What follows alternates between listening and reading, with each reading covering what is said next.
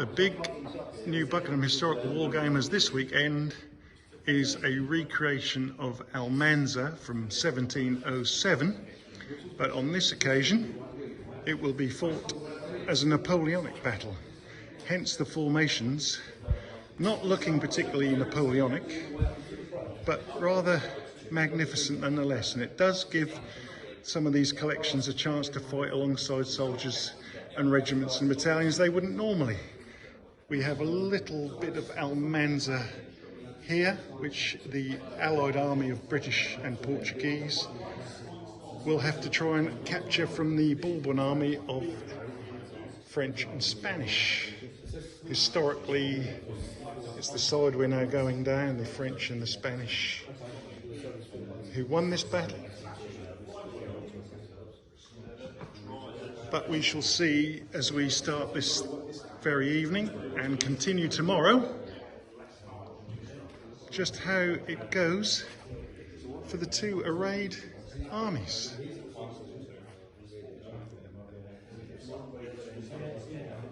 There will be some commanders this evening who aren't here tomorrow, and some tomorrow who will have to pick up the pieces. Whether there's a winning side, losing side or drawing side, there are 6 divisions on each side. It's been organised by Ryan, our umpire and the organiser of this game. And after several hours of setting this all up and bringing it together, it almost seems a shame to disturb them all. But we are about to, and we will let you know the result when we finish tomorrow afternoon. Thank you for watching. Napoleon, surrounded by his staff, looked on from his position on the high ground, close by the town of Almanza, as a short artillery duel commenced, signalling the start of the battle for control of northeastern Spain. Wellington, commanding his peninsular veterans, Portuguese allies, was determined to drive the French off the ridge. Although outnumbered, Wellington had every faith in his men to carry the day.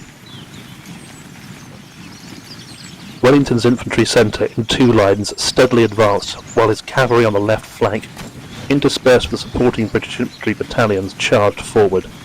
The Union Brigade clashed with Napoleon's massed cuirassiers, and the 1st Royals and the 6th Inniskilling were ignominiously thrown back in defeat in rapid succession. The 2nd, the Scots Greys, were then also badly cut up and driven back in defeat, being overwhelmed by the vast number of the French armoured horsemen opposed to them. Pursuing the Greys, the cuirassiers caught the British 42nd Highlanders in line and sabred them to bloody ruin. The rest of the British battalions did manage to form square as their dragoons routed around them, and there they remained for the rest of the engagement, surrounded by a sea of cuirassiers.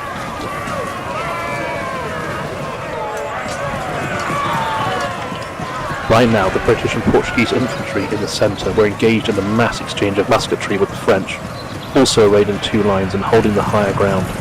The musketry, often at close range, rippled in flame up and down the line, and the losses soon became grievous on both sides. An aide wrote to Wellington to say that Bonaparte was clearly happy to take on the assault by merely holding his advantageous position. Wellington replying, "The fellow fights on his backside today, then. In that case, we'd better move him off it." Riding through the intense powder smoke generated by the ongoing crashing volleys, Wellington joined his leading battalions and ordered those nearest to him to charge the enemy. The composite foot guards battalion led the way and pugnaciously advanced up the hill, bayonets levelled. The 44th, 69th and 79th Highlanders joined the advance, and the Imperial Guards battalions, holding this sector of Napoleon's first line after a stern contest, were thrown back.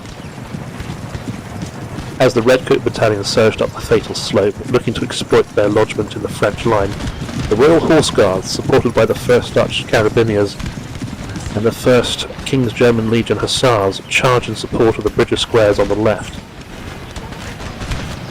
The French cuirassiers, largely inactive since the defeat of the British dragoons, countercharged, and again after a severe clash of arms, drove back the British and Dutch cavalry. The KGL Hussars met with more success, clashing with the regiment of French dragoons and routing them. However, in pursuing the French dragoons, The hussars were then surrounded by French horse and took many casualties in their desperate fight to escape their predicament. On the Allied right, another titanic clash of force rushed, more furiously contested by the Allies than on the left, had eventually seen the French ascendant. The Allied right wing, looking as though it would soon be turned and rolled up.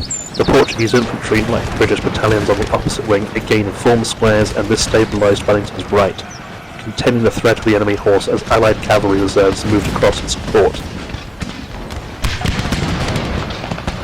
Nonetheless, the Allied flanks were now being squeezed, and the British squares on the left, having held off a few rash charges by the cuirassiers, but without any support, were eventually forced to quit the field.